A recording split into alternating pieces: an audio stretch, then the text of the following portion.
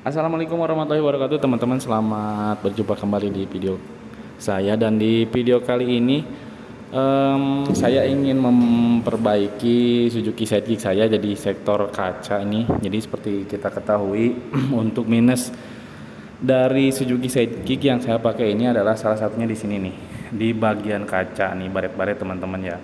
Jadi ini adalah efek dari sebelumnya itu, dari pemakai sebelumnya itu.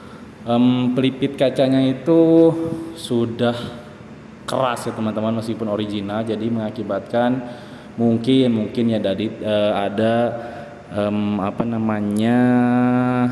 kerikil-kerikil yang tersumbat. Kemudian pada saat kaca naik turun dia mengikis si bodi kaca tersebut dan akhirnya menjadi baret-baret seperti ini. Jadi ya tadi tuh yang sebelah kiri ya, kalau sebelah kanan. Nah ini yang sebelah kirinya teman-teman, di sini juga ada baret-baret seperti ini. Dan di video kali ini saya ingin coba memperlihatkan bagaimana nanti proses pemolesannya. Jadi rencananya saya akan melakukan pemolesan atau pengamplasan berikut dengan step-stepnya gitu, seperti itu, biar nanti menjadi bening lagi. Nanti kita lihat prosesnya dan akhirnya seperti apa gitu teman-teman. Nah untuk di pengaplikasian atau pelaksanaan dari pemolesan kaca ini, nanti saya akan coba undang teman saya. Jadi saya udah coba kontekan sama dia, nanti hasilnya seperti apa. Nah kalau misalkan teman-teman mau, nanti coba akan saya share nomor WA-nya di video ini teman-teman.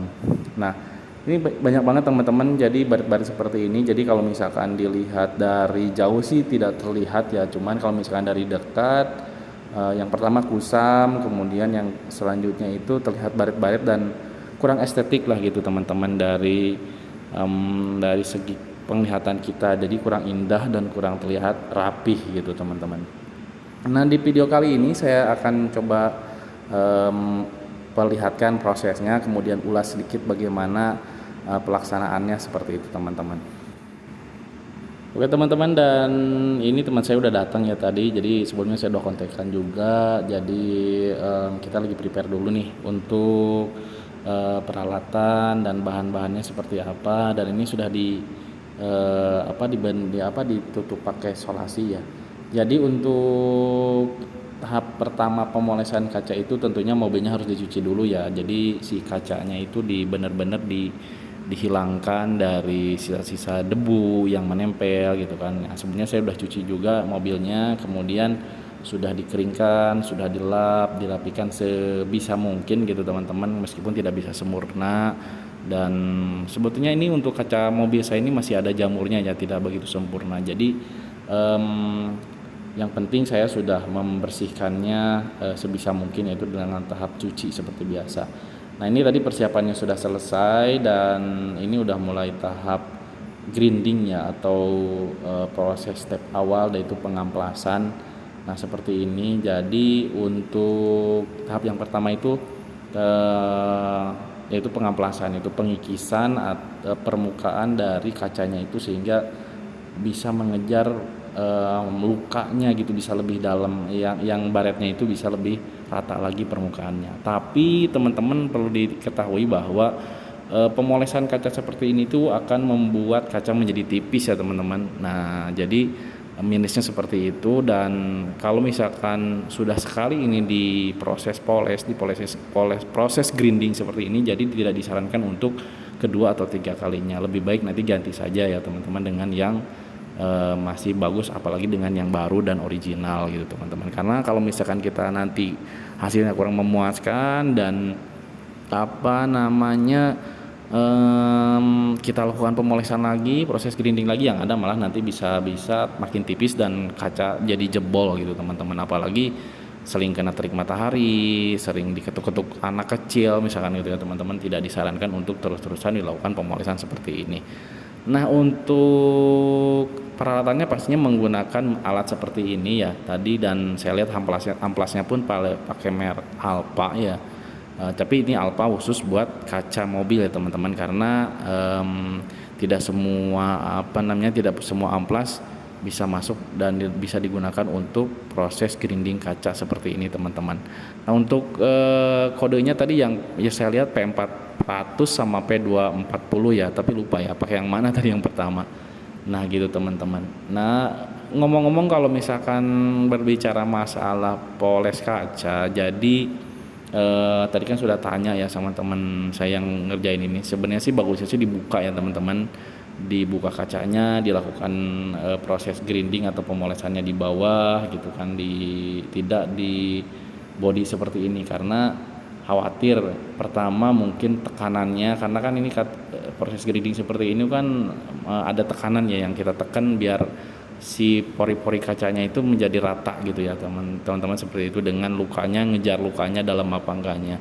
Dan ini barusan ternyata saya tanya untuk luka-luka yang baretnya itu di kaca mobil saya ini cukup begitu dalam ya. Jadi kata teman saya ini bisa lama. Ini kita mulai tadi dari jam 12-an siang ini, dan nanti kita lihat setelah selesainya kedua kaca kiri kanan ini yang samping depan ini bisa sampai di jam berapa gitu teman-teman. Nah kalau misalkan berbicara biaya, jadi untuk teman-teman yang di wilayah Sukabumi nanti bisa dikontak aja di nomor WA-nya ya, nanti akan saya share di akhir video lah mungkin ya teman-teman. Jadi kalau misalkan teman-teman berminat ingin melakukan pemolesan kaca, jadi bisa dilihat nanti nomor WA-nya dan bisa dikontak langsung gitu teman-teman. Nah kita lanjut lagi untuk berbicara mengenai pemolesan kaca. Nah untuk pemolesan kaca seperti ini tuh tidak bisa disamakan dengan pemolesan kaca untuk spesialis penghilang jamur ya. Jadi ini bukan penghilang jamur. Sekali lagi ini adalah pemolesan kaca untuk khusus kaca yang baret ya. Biasanya yang baret itu kan yang depan ya, yang kena wiper. Cuman untuk kaca mobil saya yang ada wipernya di posisi depan ini masih cukup bagus, dan yang kurang baik malah yang di samping, karena mungkin yang sebelumnya itu tidak segera melakukan penggantian pelipis kaca. Nah seperti itu, jadi efeknya seperti ini teman-teman. Bahkan kalau misalkan beli baru kan untuk kaca mobil yang original Suzuki Escudo seperti ini yang sudah tua dan OEM Jepang itu masih harganya cukup tinggi ya, karena pertama barangnya susah, mungkin tidak semua penyedia barang ready gitu ya, selalu ready stock, tidak seperti itu ya. Jadi ini cukup kaget juga saya setelah berbicara tadi, ngobrol-ngobrol sama teman saya sambil ngerjain ini. Nah yang sebelah kanan itu udah beres tadi teman-teman, tinggal proses pemolesan untuk proses pembeningan dengan cairan kimianya. Cairan kimianya ini karena masih rahasia katanya nggak boleh disebutin, jadi saya tetap melindungi hak cipta beliau dengan timnya. Jadi ada sebuah cairan khusus. Sebenarnya sih mungkin teman-teman tahu ya, di YouTube lain ada yang share mungkin untuk racikan kimianya ini misalkan itu, tapi ternyata setelah saya tanya lagi, setiap jenis kendaraan, entah itu kendaraan Jepang ataupun Eropa, ternyata untuk bahan kimianya itu berbeda ya gitu teman-teman. Nah ini bisa kita lihat teman-teman, dari samping itu ada sebuah gelombang-gelombang jadi kaca yang sebelah kanan ini, karena udah selesai barusan sudah dibeningkan. Nah ini kelihatan kan ada perbedaan gitu ya. Kalau dilihat dari depan ini biasa aja gitu teman-teman, tapi kalau misalkan dari samping kayak tadi kan kelihatan bahwa ada perbedaan permukaan, yang satu masih tebal, yang satu tipis gitu teman-teman, karena sudah diamplas gitu teman-teman. Nah ini bahayanya kalau misalkan dilakukan pemolesan kaca seperti ini. Dan teman-teman kalau misalkan tips membeli kaca, jadi pastiin teman-teman ngelihatnya dari samping ya, dan dipastikan kacanya tidak bergelombang. Kalau misalkan bergelombang itu sudah dipastiin teman-teman bahwa kaca tersebut ada repair gitu ya teman-teman, kalau menurut saya ya, karena dengan melihat kondisi seperti ini ya. Kalau misalkan teman-teman punya pengalaman seputar poles kaca, bisa di komen di kolom komentar teman-teman. Nah ini hasilnya teman-teman, jadi sudah beres, meskipun ada beberapa baret karena begitu dalam ya, tidak bisa benar-benar diratakan, tidak bisa benar-benar disamakan, karena menurut dari teman saya barusan itu, kalau misalkan terus-terus kita amplas itu bisa tipis. Ini masih beruntung karena di dalamnya ini sudah pakai sudah pakai kaca film teman-teman. Kalau misalkan tidak pakai kaca film, aduh berbahaya banget katanya kalau misalkan melakukan pemolesan kaca dengan posisi kaca masih terpasang.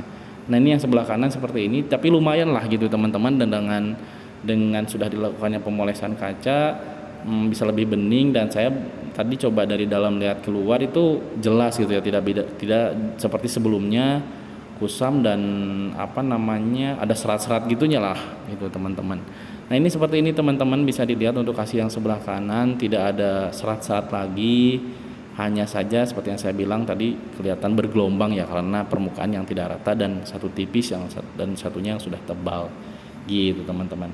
Nah gitu aja teman-teman untuk video kali ini. Terima kasih yang sudah nonton, terima kasih yang selalu stay tune terus di channel saya, terima kasih yang sudah like, komen, dan subscribe. Untuk yang teman-teman yang mau berminat silahkan dikontak di WA ini teman-teman yang mau melakukan pemolesan kaca di sekitaran Sukabumi ya teman-teman. Nah gitu aja teman-teman, terima kasih sekali lagi, sekian dari saya. Sampai jumpa di video selanjutnya. Wassalamualaikum warahmatullahi wabarakatuh.